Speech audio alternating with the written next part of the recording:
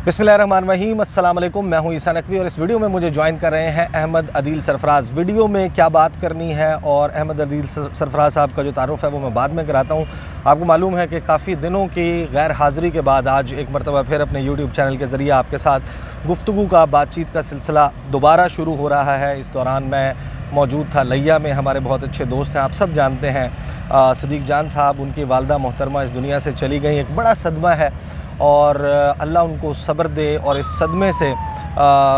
निकाले उनको। ज़ाहिर है कि ये खला कभी पुर नहीं होता, वक्त के साथ जो है वो हम इस खला के साथ जीना सीख लेते हैं। बहरहाल वीडियो के मौजू की तरफ आते हैं। आपको मालूम है कि अरशद शरीफ शहीद, कितना अंदोहनाक वाक़या उनके साथ एक सानहा पेश आया उनकी फ़ैमिली के साथ। और ये जो अकब में मेरे आपको इमारत नज़र आ रही है, इसे सुप्रीम कोर्ट ऑफ पाकिस्तान कहते हैं। ये पाकिस्तान की सबसे आला अदालत कहलाती है। पूरे मुल्क में रहने वाले लोगों को अगर इंसाफ की कोई उम्मीद होती है तो वो इस इमारत के साथ जुड़ी होती है। बहुत सारे लोग इसके हवाले से सवालात भी उठाते हैं कि इंसाफ इस मुल्क में नापैद है, नहीं मिलता, ख़रीदना पड़ता है। गरीब के लिए और है, अमीर के लिए और है। तकरीबन 40 रोज़ से ज़ायद वक्त गुज़र चुका अरशद शरीफ साहब की जिन हालात व वाक़यात में, कीनिया के मज़ाफ़ात में, नैरोबी के मज़ाफ़ात में जो अंदोहनाक वाक़या पेश आया, उनकी शहादत हुई, एक के बाद एक रिक्वेस्ट की जाती रहीं, अपीलें की जाती रहीं सुप्रीम कोर्ट ऑफ पाकिस्तान से कि ये एक ऐसी नौइयत का मामला है। अरशद शरीफ जो बतौर शख्सियत, बतौर सहाफ़ी, उनके साथ जिस किस्म के वाक़यात पेश आए उसके ऊपर सुप्रीम कोर्ट का इंटरवीन करना बनता है। बड़ी देर के बाद एक सो मोटो की ख़बर आई, आज ही आई और उसके बाद आज ही समात भी हो गई। इस समात का अहवाल जानेंगे अहमद अदील सरफराज से। सुप्रीम कोर्ट को कवर करते रहे हैं पाकिस्तान के मुख्तलिफ़ चैनल्स के लिए, 24 न्यूज़ के लिए, आज टीवी के लिए और आजकल सुनो टीवी के लिए जो है वो सुप्रीम कोर्ट की प्रोसीडिंग्स को कवर कर रहे हैं। अहमद अदील सरफराज से इस समात का अहवाल भी जानेंगे, लेकिन इसके साथ जो इससे जुड़े हुए जो ज़िमनी सवालात हैं कि ये मामला किस तरफ जाएगा, आज क्या कुछ हुआ। तो अदील साहब बताइए कि 40 दिन से ज़ायद वक्त गुज़र गया। सुप्रीम कोर्ट, पहले तो ये बताएं, ये सो मोटो नोटिस आपको क्या लगता है क्यों लिया सुप्रीम कोर्ट ऑफ पाकिस्तान ने इतनी ताख़ीर से, और क्या वजह बनी कि उन्हें ये सो मोटो नोटिस आखिरकार लेना पड़ा? अच्छा, पहले तो ईसा नकवी साहब ये चीज़ देखनी होगी कि सुप्रीम कोर्ट में जिस दिन ये वाक़या हुआ है, शहादत हुई अरशद शरीफ साहब की, उससे अगले रोज़ ही खतूत का एक सिलसिला शुरू हो चुका था। चीफ़ जस्टिस के नाम पर खतूत सुप्रीम कोर्ट में मौसूल होना शुरू हो गए थे। बावजूद इसके चीफ़ जस्टिस ने इस पर आज खुद नोटिस नहीं लिया और हमें ये बताया गया, जब इनकी वालदा की जानिब से ख़त HR सेल में आया, चीफ़ जस्टिस के पास आया, तो उसके बाद HR सेल को एक्टिव किया गया। HR सेल ने अपने तौर पर कुछ तहकीकात शुरू की और कुछ रिपोर्ट्स जो है वो मांगी, हुकूमत से रब्ता भी किया, लेकिन मामला जो है वो सरदखाने में ही पड़ा रहा है। उसके बाद एक वज़ीर-ए-आज़म की जानिब से भी ख़त आया जिसमें उन्होंने कहा कि एक कमीशन बनाया जाए फुल कोर्ट। उसके बाद इमरान खान साहब ने भी एक ख़त लिखा और 2 रोज़ कबल भी उन्होंने एक ख़त दोबारा लिखा। इसी तरह खतूत का एक सिलसिला था। बावजूद इसके सुप्रीम कोर्ट इस मामले में इंटरवीन नहीं कर रही थी और जो हमारे सोर्सेज है, बुनियादी वजह इसकी ये थी कि सुप्रीम कोर्ट अब इस तरह के जो सियासी मामलात हैं जिनमें जो सियासतदान हैं पाकिस्तान के वो इन्वॉल्व होते हैं, उनमें ख़ुद को नहीं लेकर आना चाहती और रिस्ट्रेन करना चाहती है। लेकिन यहाँ पर तो एक सहाफ़ी की जान चली गई, शहादत का मामला है, सियासत का मामला नहीं है। लोग बेशक इसके ऊपर सियासत करें, किसी सियासी जमात को लगता होगा कि इनकी ख़बरें हमारे ख़िलाफ़ जा रही हैं तो वो एक मौक़िफ़ रखते होंगे, लेकिन सुप्रीम कोर्ट ऑफ पाकिस्तान, ये इमारत, इसके साथ इस मुल्क के आम शहरी की जो तवक्कुआत वाबस्ता हैं, तो एक सहाफ़ी और इतना हाई प्रोफाइल असैसिनेशन हो जाना, तो आपको नहीं लगता कि बड़ी देर कर दी तूने मेहरबान आते आते? जी बिल्कुल, आज चीफ़ जस्टिस ख़ुद बोले हैं कि 43 डेज़ हो गए हैं इस मुकदमे को, इस वाक़े को, और उसके बावजूद उन्होंने ये बताया है, आज उन्होंने ख़ुद अदालत में डिस्क्लोज़ किया है कि हमें 43 दिनों के अंदर सिर्फ़ एक मेडिकल रिपोर्ट मौसूल हुई है, वो भी बड़ी मुश्किलों के साथ हमने ली है, और उस मेडिकल रिपोर्ट को भी चीफ़ जस्टिस कह रहे हैं कि ये गैर तसल्ली बख्श है। यहाँ पर सवाल ये उठता है कि चीफ़ जस्टिस साहब अगर 43 रोज़ के अंदर उनको सिर्फ एक रिपोर्ट मिली है, आप चीफ़ जस्टिस हैं, आपके पास अथॉरिटी है, जो आज खुद नोटिस आपने आज लिया है वो आप आज से कई रोज़ कबल भी ले सकते थे, और जो हुक्म आपने आज जारी किया है वो आप कई रोज़ पहले जारी कर देते तो शायद मामला जल्दी जो है वो स्विफ्टली किसी न किसी जानिब जाता। बहरहाल आज जब समाअत का आगाज़ हुआ तो चीफ़ जस्टिस की सरबराही में 5 रुकनी लार्जर बेंच था। मैं आपको जजेस के नाम बता दूं, जस्टिस एजाजुल हसन इस बेंच में शामिल थे, जस्टिस मज़ाहिर अली अकबर नकवी थे, जस्टिस जमाल खान मंदोखेल थे और जस्टिस मोहम्मद अली मज़हर इस बेंच में शामिल थे। जब पाँचों जजेस आए, रोस्ट्रम पर एडिशनल अटॉर्नी जनरल वो मौजूद थे, आमिर रहमान, उनसे उन्होंने पूछा कि क्या वजह है अभी तक जो इंक्वायरी रिपोर्ट है, जो फैक्ट फाइंडिंग रिपोर्ट है वो हमारे सामने क्यों नहीं आई। और चीफ़ जस्टिस ने यहाँ पर ख़ुद डिस्क्लोज़ किया कि जो वालदा हैं अरशद शरीफ शहीद की, उनका एक ख़त आया, उसके बाद हमने अपना HR सेल एक्टिव कर दिया था और उस HR सेल ने उन्होंने यहाँ पर जवाज़ ये पेश किया कि उस HR सेल की जो कार्रवाई थी वो चल रही थी और अब हम उसको जुडिशल साइड पर देखना चाह रहे हैं। और यहाँ पर उन्होंने अपने कुछ खदशात का इजहार किया और उनसे पूछा कि फ़ैक्ट फाइंडिंग रिपोर्ट अभी तक क्यों नहीं आई, वो किधर है। तो यहाँ पर एडिशनल अटॉर्नी जनरल ने बताया कि वीकेंड पर वो रिपोर्ट इनको मौसूल हुई है वजारत दाखिला को, लेकिन जो वज़ीर दाखिला हैं वो गालिबन फैसलाबाद में थे, जो उनका हल्का है, और वहाँ पर होने की वजह से वो रिपोर्ट को देख नहीं सके। और अगर वो रिपोर्ट को देख नहीं सके, इस वजह से अभी तक सुप्रीम कोर्ट में नहीं आ सकी, जिस पर चीफ़ जस्टिस ने और जस्टिस एजाजुल हसन ने बिलखसूस इस्तफसार किया कि उनका क्या काम है, रिपोर्ट को उन्होंने तब्दील करना है, क्या उसमें कुछ तब्दीलियाँ लेकर आना चाहते हैं, कुछ चेंजेस लाना चाहते हैं। और दूसरी जानिब उन्होंने ये कहा एडिशनल अटॉर्नी जनरल ने कि तब्दीली नहीं लेना चाहते, लेकिन एक प्रोसीजर होता है, वज़ीर दाखिला उसको देखेंगे और चीफ़ एग्जीक्यूटिव यानी वज़ीर आज़म पाकिस्तान ने भी उस रिपोर्ट को देखना है। तो यहाँ पर सुप्रीम कोर्ट काफ़ी ज़्यादा बरहम हुई। उन्होंने कहा कि उनका इस रिपोर्ट से क्या ताल्लुक़ है। हाँ, इस हद तक तो आप हमें कह सकते हैं कि ये जो 600 सफ़हात पर मुश्तमिल रिपोर्ट है, इसके अंदर ये चीज़ें हैं सेंसिटिव नोयत की हैं, इनको पब्लिक ना किया जाए, हमें इनको इन कैमरा इस पर समाअत कर लें तो वहाँ तक तो हमें समझ आती है, अदरवाइज़ उनका इस पर नोट लेना आपका हमें समझ नहीं आ रहा। यहाँ पर उन्होंने जैसा कि 600 सफ़हात का मैंने जिक्र किया, चीफ़ जस्टिस ने कहा कि हमें मालूम है जो रिपोर्ट आपके पास आई है वो 600 सफ़हात पर मुश्तमिल है। सवाल मगर फिर ये उठता है कि चीफ़ जस्टिस को जब ये मालूम है कि रिपोर्ट भी आ गई है, उसके बावजूद अभी तक आज जाकर उन्होंने आज खुद नोटिस लिया है,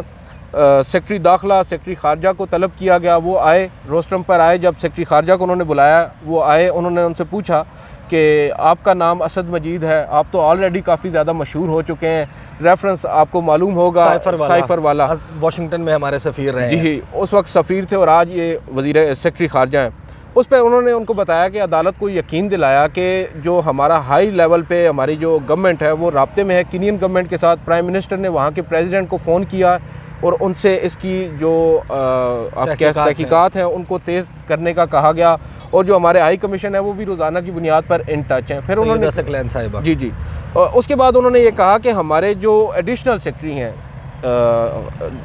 ऑपरेशंस के,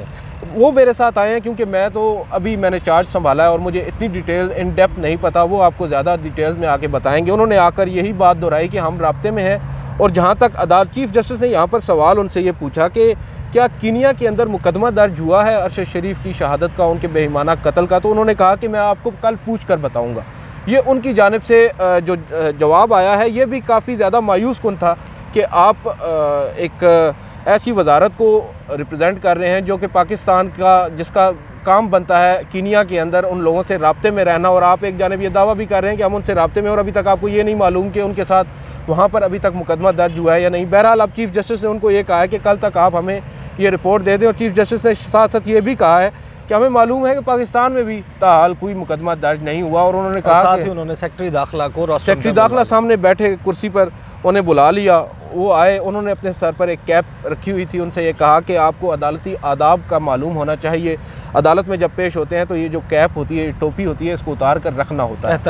एहतरामन। उन्होंने वो अपनी कैप रखी और अदालत से सरजनिश हुई, यानी कि बिल्कुल सरजनिश हुई, और जो रवैया था सेक्रेटरी खारजा के साथ उसके बिल्कुल बरक्स रवैया था सेक्रेटरी दाखिला के साथ चीफ़ जस्टिस का। और उन्होंने उनसे बरहमी का इजहार करते हुए उनसे पूछा कि अभी तक आपने FIR दर्ज क्यों नहीं की, जिस पर जो सेक्रेटरी दाखिला हैं उन्होंने कहा कि जो फैक्ट फाइंडिंग रिपोर्ट है वो जब तक आएगी नहीं उसके तनाजुर में ही फिर जो FIR है मुकदमा दर्ज होगा। जिस पर जस्टिस मज़ाहिर अली अकबर नकवी जो कि ख़ुद एक फ़ौजदारी के जज हैं, वकील रहे हैं, उन्होंने यहाँ पर सवाल किया कि ये कोई जवाज़ नहीं है, जो मुकदमा है वो दर्ज होना चाहिए और आपको मुकदमा दर्ज करना चाहिए था। जस्टिस एजाजुल हसन ने भी इसी बात को दोहराया, दीगर जजेस ने भी उन पर यह जोर दिया, जिस पर चीफ़ जस्टिस ने बिल आखिर इंटरवीन किया। उन्होंने कहा कि चलें हम एक काम करते हैं, आपको एक रास्ता देते हैं, आज आप जाएँ, रात गए तक आप एक मुकदमा दर्ज करें, FIR दर्ज करें और कल हमें सुप्रीम कोर्ट में इसकी रिपोर्ट पेश कर दें। अब सुप्रीम कोर्ट ने जो डायरेक्शंस दी हैं मैं वो बता दूं। सुप्रीम कोर्ट ने अव्वल तो डायरेक्शंस ये दी हैं कि आप मुकदमा दर्ज करें अरशद शरीफ साहब की जो कत्ल है। उसके अलावा जो कीनिया में अभी तक मुकदमा दर्ज हुआ है या नहीं हुआ, उसकी रिपोर्ट हमें कल वजारत ख़ारजा जमा कराए। और साथ साथ उन्होंने वजारत दाखिला और एडिशनल अटॉर्नी जनरल को ये कहा है कि जो फैक्ट फाइंडिंग रिपोर्ट, जो 600 सफ़ात पर मुश्तमिल फैक्ट फाइंडिंग रिपोर्ट वो उस कमीशन ने जो हुकूमत ने बनाया था उसकी जानिब से जो तैयार की गई है वो भी हमें पेश करें और उसके ऊपर हम फिर कल समाअत करेंगे। अब ये आज की समाअत थी और इससे बज़ाहिर ये लग रहा है जो आज की प्रोसीडिंग्स थी, चीफ़ जस्टिस को अगर देखा जाए या दीगर जजेस, बेंच की तश्कील के ऊपर सवाल उठ सकते हैं, सवाल उठ भी रहे हैं कि वही हम ख्याल जजेस हैं, वही लाइक माइंडेड जजेस हैं जिनको हमेशा चीफ़ जस्टिस अपने बेंच में शामिल रखते हैं, जो दूसरे जजेस हैं जिनके ऊपर कहा जाता है कि जैसे जस्टिस अतर मिनल्ला भी उनका इंक्लूजन हुआ है, सुप्रीम कोर्ट में एलिवेशन हुई है, जस्टिस मंसूर अली शाह, जस्टिस काजी फायज़ ईसा, जस्टिस याहिया अफरीदी, उनको फिर एक दफ़ा इग्नोर किया गया है इस बेंच में। और अतर मिनल्ला तो वो हैं जिनसे अपने ख़िलाफ़ मुकदमात और गिरफ़्तारी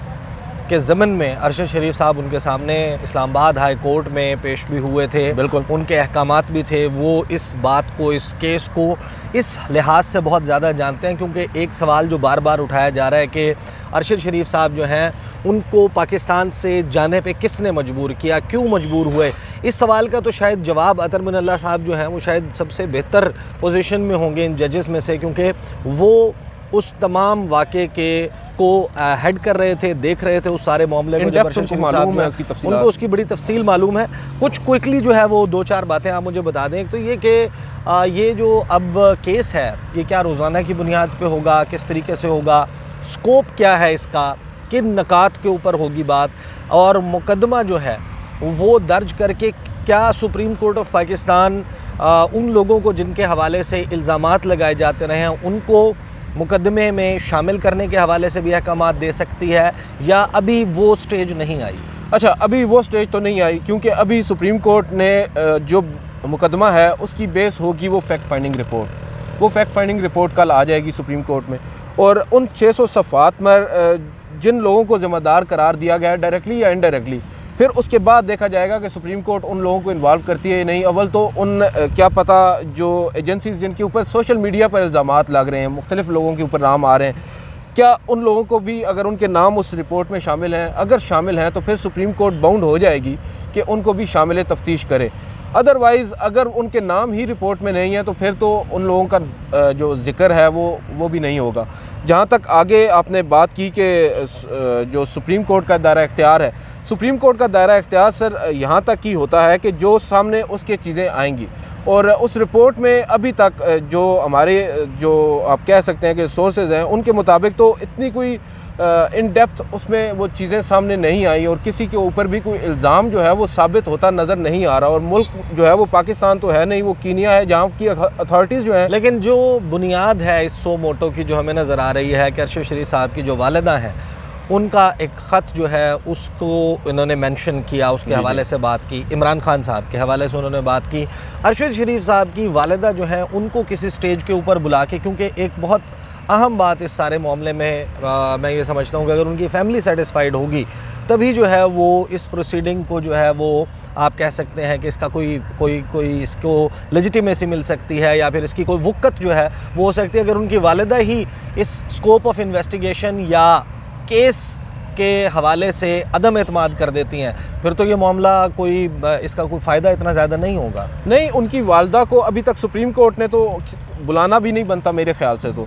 उनकी वालदा अगर ये देखती हैं कि इसको केस की प्रोसीडिंग्स, क्योंकि आज तो एक प्रिलिमिनरी सी हेयरिंग थी, कल जो प्रॉपर हेयरिंग शुरू होगी, और यहाँ पर नोटिस सिर्फ इन लोगों को तो नहीं थे ना, नोटिस हमारे जो PFUJ के सदर हैं उनको भी नोटिस था, और इसके बाद secretary information, DG FIA, DG IB को भी नोटिस हैं। तो समाअत तो भी आगे जाएगी, और जो आपने बात की रोज़ाना की बुनियाद पर, ऐन मुमकिन है रोज़ाना की बुनियाद पर ही हो, जैसा कि इन्होंने कल अब समाअत के लिए दोबारा मुकर्रर कर दिया है। जहाँ तक उनकी वालदा की बात है तो वालदा को सेटिस्फाई करना तो इनके लिए प्रायोरिटी में शामिल होना चाहिए, और अगर उनकी वालदा को लगता है कि जो प्रोसीडिंग्स हैं वो किसी भी तरह से कोई प्रोडक्टिव नहीं है तो वो ख़ुद यहाँ पर आ सकती हैं, फ़रीक बन सकती हैं, एक दरख्वास्त मुतफ़रक दायर कर सकती हैं। अगर वो दरख्वास्त ना भी दायर करें, जो नुकसान उनका हुआ है, अगर वो ख़ुद इन पर्सन अदालत के सामने पेश हो जाए, अग्रीव पार्टी तो अदालत मजबूर होगी उनको सुनने के लिए। और अदालत, जैसा कि चीफ़ जस्टिस उमर ता बंदयाल साहब का एक कंडक्ट रहा है माजी में, कि वो हमेशा जो अग्रीव्ड पार्टी होती है उसको पूरा मौका देते हैं, और यहाँ पर तो मौका देना बनता भी है क्योंकि उसी बेस पर आप मुकदमा जो है अस खुद नोटिस वो ले रहे हैं। एक चीज़ ज़रूर है कि ये मामला देर आयत दुरुस्त आयत वाली है बात। आज चीफ़ जस्टिस ने बिल आखिर 43 दिन के बाद अगर अस खुद नोटिस लिया है तो यहाँ पर अब देखना ये होगा कि प्रोसीडिंग्स आगे किस तरफ लेकर चलती है, और हुकूमत का यहाँ पर किरदार क्योंकि बड़ा ज़्यादा अहम होगा, क्योंकि जितनी भी कार्रवाई है, जितनी भी तफ्तीश है, जितना भी तहकीकात का प्रोसेस है, वो सारा हुकूमत के थ्रू ही होना है। और अभी तक जो हुकूमत के हवाले से रिमार्क्स आए हैं वो काफ़ी मायूस कुन है, और हुकूमत ने जो अभी तक जो रिपोर्ट अभी तक सुप्रीम कोर्ट में जमा नहीं करवाई उसके ऊपर भी सुप्रीम कोर्ट अभी अपनी बरहमी का जो इजहार है वो ऑलरेडी आज कर चुकी है। बहरहाल देखते हैं जी ये मामला किस तरीके से अनफोल्ड होता है सुप्रीम कोर्ट ऑफ पाकिस्तान में। मज़ीद इसके हवाले से जो आने वाले दिनों में समातें होनी हैं वो इस केस को किस रुख पर लेकर जाती हैं। आपको मालूम है कि अदालती कार्रवाई अमूमन मेरा मौजू नहीं होता, और सदीक जान साहब क्योंकि चौक आज़म में मौजूद हैं और वो बड़ी तवातर के साथ जब भी होता है कि समात का अहवाल बड़ी तफसील के साथ सामने रखते हैं, तो जिस वक्त तक उनकी वापसी नहीं होती तो मैं कोशिश करूँगा कि अहमद अदील सरफराज के साथ इस केस के हवाले से जो है वो एटलीस्ट आपको अपने यूट्यूब चैनल के ऊपर आगाह रखा जाए। These are the details. अगली वीडियो में मुलाकात होगी, मुझे इजाज़त दीजिए। अल्लाह हाफ़िज़।